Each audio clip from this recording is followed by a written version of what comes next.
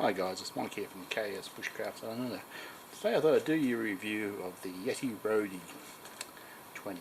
Now, some of the Yeti products, which I've only just realised, the number doesn't correspond with the volume. Well, on the Roadie, basically it does. It's 21.12 litres worth of volume.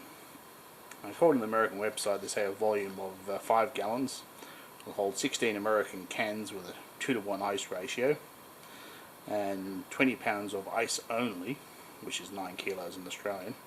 And for the Australian website, it rates our cans at 14 cans. So in Australia, this little esky retails at about 4 cents less than 300 Australian dollars. Weighs in at 6.8 kilos. I measured the insulation, and measuring through the drain hole, it has 45 mils worth of insulation, and the lid 55 mils. Now the lid is rock solid. I have stood in there with my 100 odd kilo frame and there's no deflection. So if you're a tradie looking for something that'll double as a step, this will certainly do it. So outside dimensions, not including the handle when it's folded up. Height of 37 centimeters, width of 49 centimeters, and a depth of 35 centimeters. Now inside it is 25 by 35 by 23, so if I math that out, sure enough I get my 20.12 litres. So that's all good solid numbers.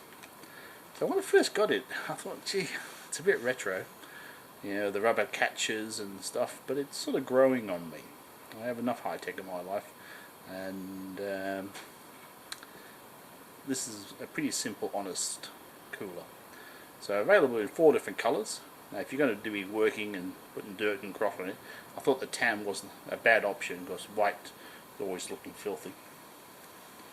So the rubber handles, I looked them up on the web, and they stick out a bit. Now if that bugs you, you can pull these pins, and they're a simple push pin, they really are, and you could reverse those around. But I can't help comparing this to my Pelican Elite cooler of the same size, and it seems a bit simple. There's no cup holders on the lid, and the handles, once you get used to them, I mean, it's certainly effective. There's no hassles about that. It just seems a bit sort of old school, but anyway. So, well made. Now these ones are designed in America but made in the Philippines. They call this a cold lock gasket. Now apparently it is not waterproof, so if this thing falls over in your car, you could get melt water in your car. So the inside is stepped, and they reckon that helps the keep the heat out.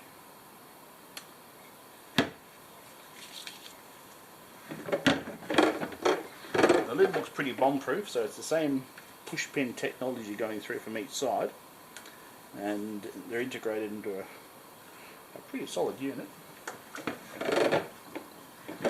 Now it does have a drain, and the drain is slightly tapered on the bottom, and it's a decent size, so you can half open it to allow just water to drain off. I don't really why people drain cold water out of a cooler if you've just got drinks in there. I can understand if you've got food and maybe you're suffering from slosh, why you'd want to drain the water off, but really you're just letting the cold out.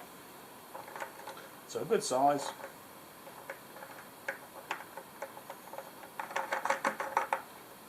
I see there's various fittings you can get for them if you could run a garden type hose if you've got American fittings. So 2 anchor points and 2 padlock holes. So apparently it's bear proof, not we have a problem here in Australia when you have drop bears. Unlike the Go Box, there's no stainless steel insert in there. Now I will make some brackets to slip in here to make it more secure in the tray. Now I've been driving it around. I have a rubber cargo made of my utility, and it's with ice bricks in the bottom. It's sitting there behaving itself, but it would need to be tied down. These non-skid feet, and probably non-marking as well, are locking on quite nicely to the rubber mat in my ute. So at the inside at the moment, I've been running some cold tests. I've got 2 4-pound Yeti ice bricks in there and 2 1-pound, and it seems to be a great fit.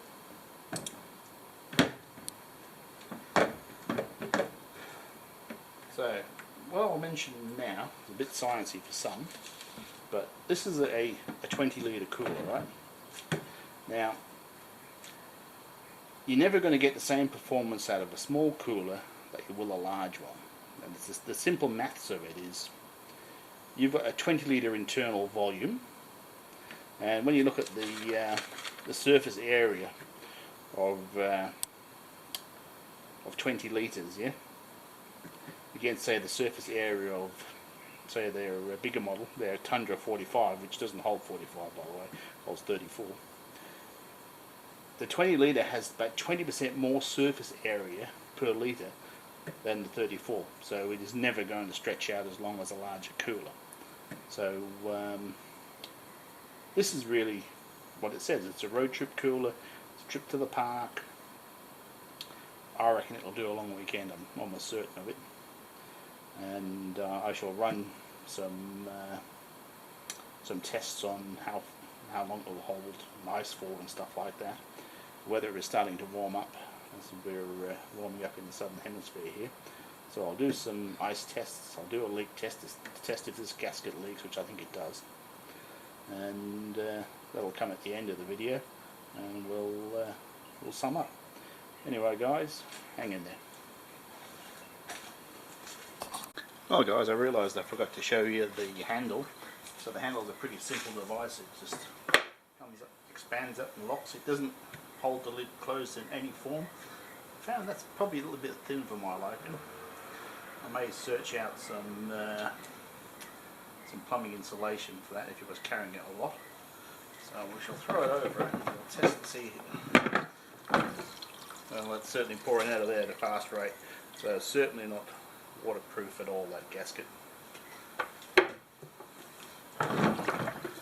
So that's one question answered. Reopen it. Quickly I struggle because of the lock it's got. But of a similar looking gasket. Well, there she is there. And there she is there.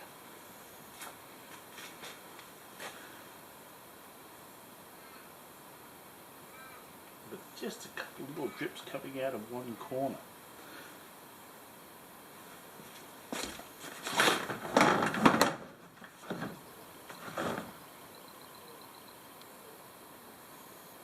A few drips, but nothing really compared to. And there is plenty of liquid in there, so not fudging anything. A little bit surprising.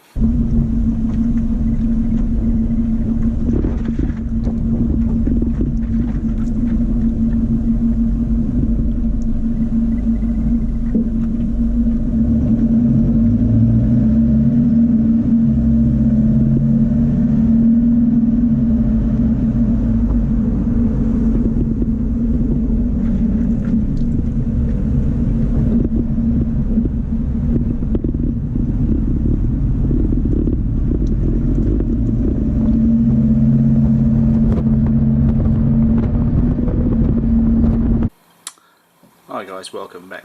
So as you've just seen, the road test went spectacularly badly.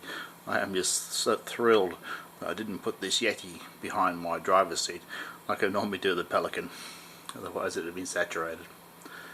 So we're going to do an ice retention test.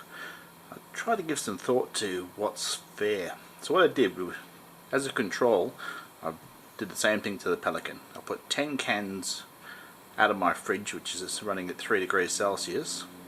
I pre-chilled both the eskies overnight, and with 2 4-pound Yeti ice box each. Then we went to the local store and put 5 kilos of party ice in each, which is pretty much a full load. Now I think, to be fair, what I should do is every day I'll remove 2 cans. So I'll open and close them 3 times a day, and I'll carry them around in the ute. Now I don't know if there's any friction in ice moving around on ice, but imagine there normally is some heat.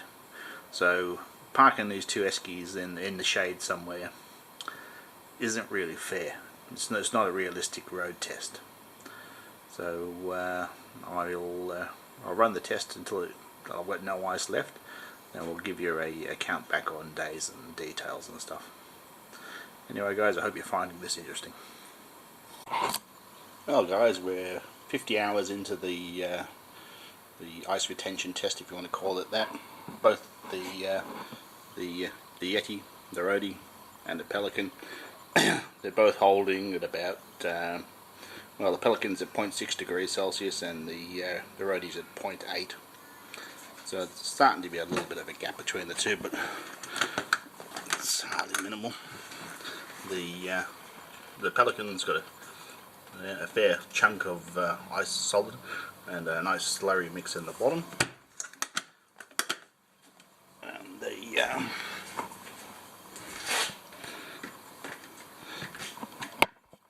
Roadie doesn't have quite as much ice left as the Pelican, but it's pretty close so far. Now today when I'm driving around, I expect that I'll lose some water from the Yeti when it's moving, and that may skew the figures for day 3. Anyway guys, hang in there. Well guys, it's the morning of day 3, so we have 3 full days of the ice retention challenge. So the Roadie's at inside temperatures of 0.7 degrees Celsius, as is the Pelican, so they've evened out this morning.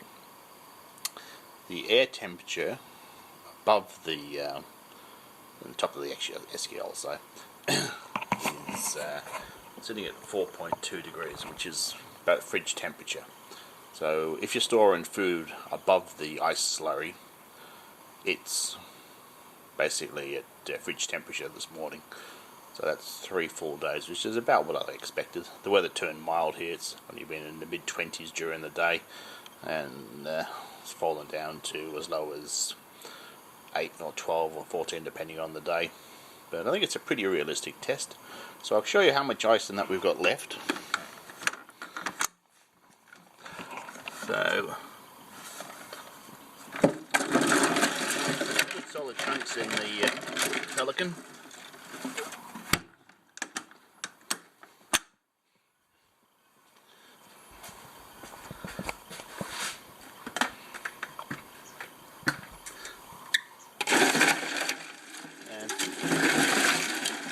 Chunks in the Yeti, so the Yeti is pretty much matching the Pelican.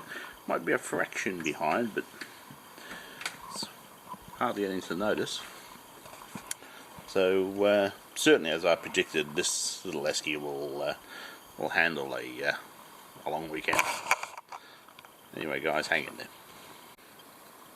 Hi guys, so it's day 4 of the challenge. It's now Thursday morning. We started this on Sunday morning. All the ice is gone. Yesterday was a fairly warm day here. It was about 28 degrees, and of course this is mounted on in the tray of the ute out in the sun all day. So that finished off the ice. So we have no ice left. Still at 2.6 degrees Celsius, so it's still cold, and certainly good for drinks.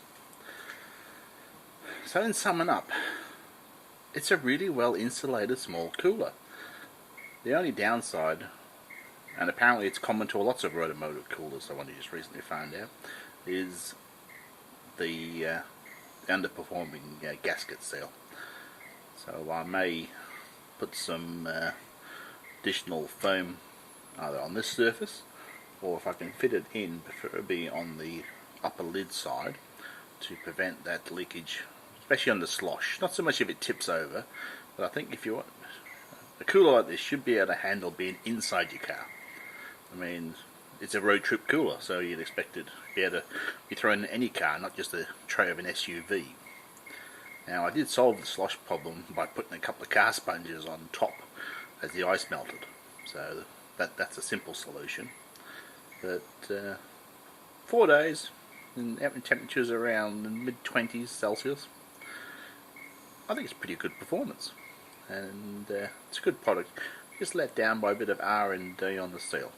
Anyway guys, hope you enjoyed this one. Thanks for watching. Bye for now.